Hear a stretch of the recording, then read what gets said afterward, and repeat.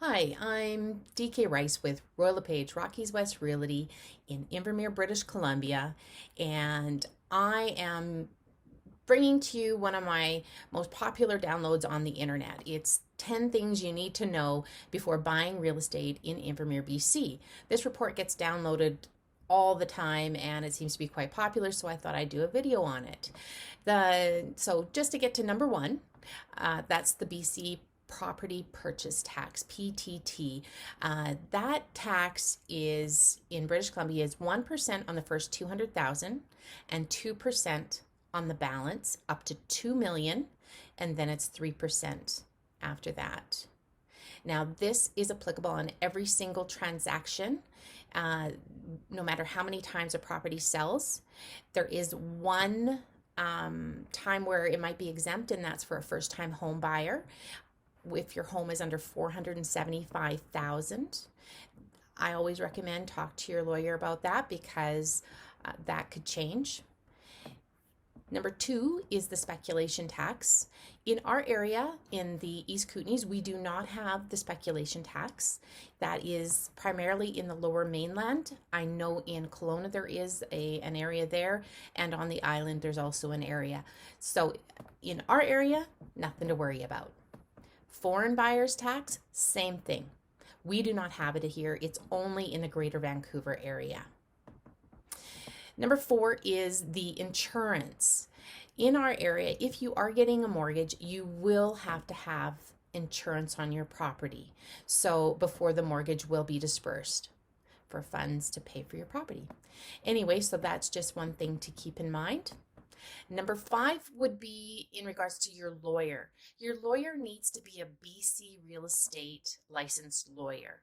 And I know a lot of us want to use our trusted lawyer back home because they've done everything for us.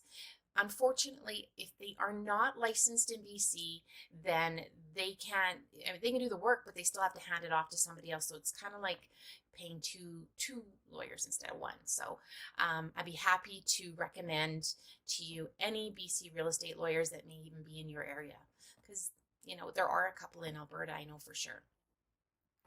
Property taxes in our area are due on July 1st, and they cover the period from January 1st to December 31st. I know it sounds odd, but that is the way they've done it. So basically, they're saying you're paying 6 months in advance and you're being billed 6 months. So the lawyer will calculate that into your adjustments when you're purchasing the property for anything that needs to be paid back to an owner that has already prepaid them. And so that you'll see that adjustment on there, and just ask them if you have any questions about that. Prepaid fees. The seller of the property may have prepaid, say, strata fees or propane or sewer fees, or any annual costs or quarterly costs that they may have, and those adjustments again would also appear on the day of closing. Your lawyer would actually explain and break those out for you to show you what you have to give back to the owner because they've already prepaid. Propane is an interesting thing in our area because we do not have any natural gas. So there's a lot of propane tanks that have meters on them.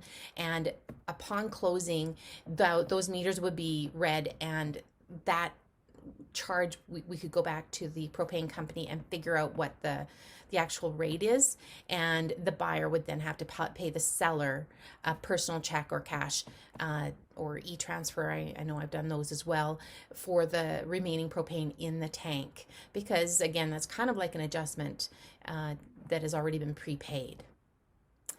Appraisals is number 9. The mortgage company may require an appraisal to be done on the property, and that cost to the appraisal is the cost of the buyer or the buyer's bank, whoever chooses to cover that.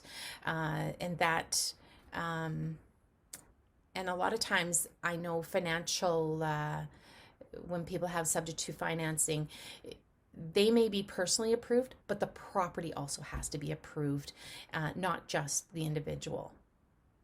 And finally, number 10, I always get questions about survey certificate and people wanting to put those as a clause to get a copy of that in the contract. British Columbia does not require a property to have a survey certificate, not like in other provinces or areas. So I do know that there is title insurance to guarantee the plan of subdivision, property lines, and that is most important that you do get that. I think that's all. Number 10, that was number 10. So we're done. Anyways, if you like this report, give me a thumbs up or follow my YouTube channel. I got a whole bunch of other videos there with lots of other great tips on other areas of real estate, and I'd be happy to help you any way I can.